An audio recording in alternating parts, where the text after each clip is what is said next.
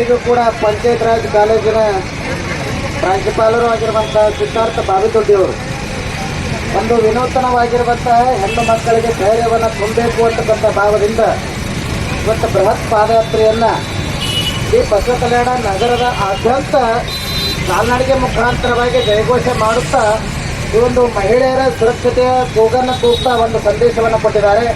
ಬಹುಶಃ ಇದು ವಿನೂತನವಾಗಿರುವಂತಹ ಕಾರ್ಯಕ್ರಮ. ಬಸವ ಕಲ್ಯಾಣದಲ್ಲಿ ಇವತ್ತು ಈ ಒಂದು ಕಾರ್ಯಕ್ರಮದಲ್ಲಿ ಭಾಗಿಯಾಗಿರುವಂಥ ನಮ್ಮ ಆಕಾಶ್ ಖಂಡಾಳೆ ಅವರೇ, ಸಿದ್ಧಾರ್ಥ ಬಾವಿತೊಡ್ಡಿಯವರೇ ಹಾಗೂ ಈ ಒಂದು ಪಾದಯಾತ್ರೆಯಲ್ಲಿ ಭಾಗಿಯಾಗಿರುವಂಥ ಎಲ್ಲ ಅನುಭವಿಗಳೇ, ವಿದ್ಯಾರ್ಥಿನಿಯರೇ, ಇದೊಂದು ಅದ್ಭುತವಾಗಿರುವಂಥ ಶಕ್ತಿ ಅಲ್ಲ.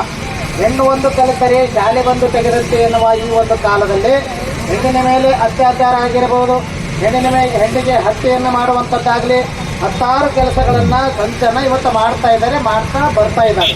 ಇದಕ್ಕೆಲ್ಲ ಯಾಕೆ ಆತ್ಮಸ್ಥೈರ್ಯವನ್ನು ನಾವು ತುಂಬಬೇಕು ಅಂದರೆ, ಇವತ್ತು ಹೆಣ್ಣಲ್ಲ ಹೇಳ್ತಾರೆ ಒಂದು ವಚನದಲ್ಲಿ, ಹೆಣ್ಣಲ್ಲ, ಹೆಣ್ಣು ಮಾಯಲ್ಲ, ಹೆಣ್ಣು ಸಾಕ್ಷಾತ್ ಕಪಿಲಚಿತ್ತ ಮಲ್ಲಿಕಾರ್ಜುನ ಎನ್ನುವ ಹಾಗೆ ಹೆಣ್ಣಿನಲ್ಲಿ ಬಹಳ ದೊಡ್ಡದಾಗಿರುವಂಥ ಶಕ್ತಿ ಇದೆ. ಹೆಣ್ಣು ಒಲಿದರೆ ನಾರಿ, ಮುನಿದರೆ ಮಾರಿ ಅಂತ ಹೆಣ್ಣಿನಲ್ಲಿ ಎರಡೂ ಕೂಡ ಶಕ್ತಿ ಇದೆ. ಆ ಎರಡೂ ಶಕ್ತಿಗಳನ್ನು ತುಲನಾತ್ಮಕವಾಗಿ ಇಟ್ಟುಕೊಂಡು ಎಲ್ಲರಿಗೆ ಜಾತಿ ಏಕ ಬೀಸುವಂಥ ಕಾರ್ಯವನ್ನು ಈ ಎಲ್ಲ ನಾರಿಯರು ಮಾಡಬೇಕು ಅಂತಕ್ಕಂಥ ಒಂದು ಹಂಬಲವನ್ನು ಇಟ್ಕೊಂಡು ಮತ್ತು ನಾರಿ ಶಕ್ತಿ ಬಹಳ ದೊಡ್ಡದಾಗಿರುವಂಥದ್ದು. ಮತ್ತು ನಾವು ನೋಡ್ತಾ ಇದ್ದೀವಿ, ಭಾರತ ದೇಶ ಅಂತ ಹೇಳ್ತೀವಿ, ಭಾರತೀಯ ಅಂತೀವಿ. ಆ ಭಾರತ ದೇಶದ ಹೆಸರಿನಲ್ಲಿ ಹೆಣ್ಣಿಗೆ ಗೌರವ ಇದೆ.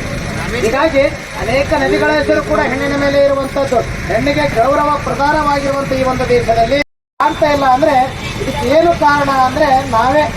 ಯಾಕಂತ ಹೇಳಿದ್ರೆ ನಮ್ಮ ಉಡುಗೆ ಆಗಿರ್ಬೋದು, ತೊಡುಗೆ ಆಗಿರ್ಬೋದು, ನಾವು ನಡಿಗೆಯಲ್ಲೂ ಕೂಡ ದಿಟ್ಟತನದ ನಡಿಗೆಯನ್ನು ನಡ್ಕೊಂಡು ಹೋದರೆ ಯಾವ ಗಣಸು ಕೂಡ ನಮಗೆ ಕಣ್ಣು ಹಾಕಿ ನೋಡೋಕ್ಕೆ ಸಾಧ್ಯ ಇಲ್ಲ.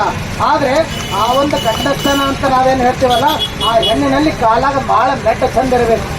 ಕಾಲಾಗ ಮೆಟ್ಟ ಚಂದಿತ್ತು, ನಾವು ಆ ನಡಿಗೆಯಲ್ಲಿ ತಾಕತ್ತಿತ್ತಂದರೆ ಯಾರು ಕೂಡ ನಮಗೆ ನೋಡೋಕ್ಕೆ ಸಾಧ್ಯ ಇಲ್ಲ. ಆದರೆ ನಾವು ಉಡುಪುಗಳನ್ನು ಕೂಡ ಹಾಗೆ ಉಡ್ತಾ ಇದ್ದೀವಿ. ಹೀಗಾಗಿ ಹೆಣ್ಣಿಗೆ ಎಲ್ಲಿ ಸುರಕ್ಷತೆ ಇದೆ? ಬಹುಶಃ ಭಾರತ ದೇಶದಲ್ಲಿ, ವಿಶೇಷವಾಗಿ ಕರ್ನಾಟಕದಲ್ಲಿ, ಅದರ ಜೊತೆಗೇ ವಿಶೇಷವಾಗಿ ಬಸವ ಕಲ್ಯಾಣ ಇದು ಶರಣರ ಭೂಮಿ ಅಂತೀವಿ. ಬಸವಣ್ಣ ಸ್ತ್ರೀ ಕುಲಕ್ಕೆ ಒಂದು ಅದ್ಭುತವಾಗಿರುವಂಥ ಕಾರ್ಯವನ್ನು ಕೊಟ್ಟಿರುವಂಥ ಈ ಒಂದು ನೆಲದಲ್ಲಿ ಒಂದು ಹೆಣ್ಣಿಗೆ ಗೌರವ ಸಿಗ್ತಾ ಇಲ್ಲ ಅಂದರೆ ನಿಜವಾಗ್ಲೂ ಕೂಡ ಇದು ನೋವಿನ ಸಂಗತಿ ಅಂತ ಹೇಳಬೇಕಾಗ್ತದೆ. ಬಾಬಾ ಸಾಹೇಬ್ ಅಂಬೇಡ್ಕರ್ ಅವರು ನಮಗೆಲ್ಲ ಸಂವಿಧಾನವನ್ನು ಕೊಟ್ಟರು, ಪ್ರಜಾಪ್ರಭುತ್ವ ವ್ಯವಸ್ಥೆಯನ್ನು ಕೊಟ್ಟಿದ್ದಾರೆ. ಅಲ್ಲಿ ಶ್ರೀಮಂತ ಅಲ್ಲ, ಬಡವಲ್ಲ, ಜಾತಿ ಇಲ್ಲ, ಬಂಧು ಇಲ್ಲ, ಯಾರೂ ಕೂಡ ಇಲ್ಲಿ ಇಡೀ ಸಂವಿಧಾನಕ್ಕೆ ನಾವು ಗೌರವ ಕೊಡುವ ಕಾರ್ಯವನ್ನು ಮಾಡಬೇಕಾಗಿದೆ. ಆ ನಿಮಿತ್ತವಾಗಿ ಹೆಣ್ಣು ಇವತ್ತು ಜಾಗೃತರಾಗಬೇಕಾಗಿದೆ. ದಿಟ್ಟತನದ ಏನೇ ಒಂದು ಸಂಕಟಗಳು ಬರಲಿ, ನೋವುಗಳು ಬರಲಿ, ಎದುರಿಸುವಂಥ ಕೆಲಸ ಹೆಣ್ಣನ್ನು ಮಾಡಬೇಕಾಗಿದೆ.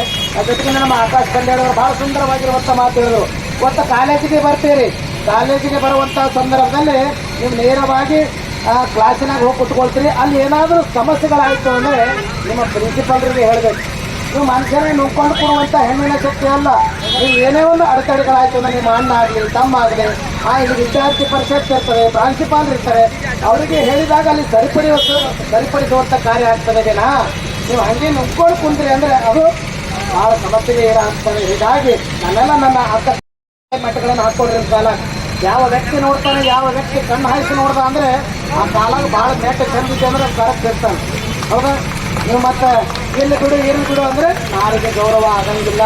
ಆ ನಿಮಿತ್ತವಾಗಿ ಆ ನಾರಿ ಎಷ್ಟು ಸಹನಶಕ್ತಿ ಇದೆಯೋ ಆವಾಗ ಉತ್ತರಾಯಣ ಚೆನ್ನಮ್ಮ ನೀವೆಲ್ಲ ಕೇಳಿ, ಉತ್ತರಾಯಣ ಚೆನ್ನಮ್ಮ, ಬೆಳವಡಿ ಮಲ್ಲಮ್ಮ, ಒಣಕೆ ಒಪ್ಪವ್ವ, ಅಕ್ಕ ಮಹಾದೇವಿ, ಹೀಗೆ ಅನೇಕ ವೀರ ರಾಣಿಯರು, ಸಂತರು ಅವರೇನು ಮಾಡಿದ್ರು ಅಂತಂದರೆ ದಿಟ್ಟತನದ ಹೆದರಿಕೆಯನ್ನು ಮಾಡಿದ್ರು. ಹಾಗಾಗಿ ಬಸವ ಕಲ್ಯಾಣ ನಾಡಿನಲ್ಲಿ ವಿನೂತನವಾಗಿರುವಂಥ ಕಾರ್ಯವನ್ನು ನಮ್ಮ ಸಿದ್ಧಾರ್ಥ ಬಾವಿತೊಡ್ಡಿಯವರು ಯಾವ ರೀತಿ ಹೆಣ್ಣಿಗೆ ಗೌರವ ಸಿಗಬೇಕು, ಹೆಣ್ಣಿಗೆ ಸುರಕ್ಷತೆ ಸಿಗಬೇಕು ಅಂತಕ್ಕಂಥ ಭಾವದಿಂದ ಇವತ್ತು ಪೊಲೀಸ್ ಸ್ಟೇಷನ್ ಇದೆ, ಹಿರಿಯರಿದ್ದಾರೆ,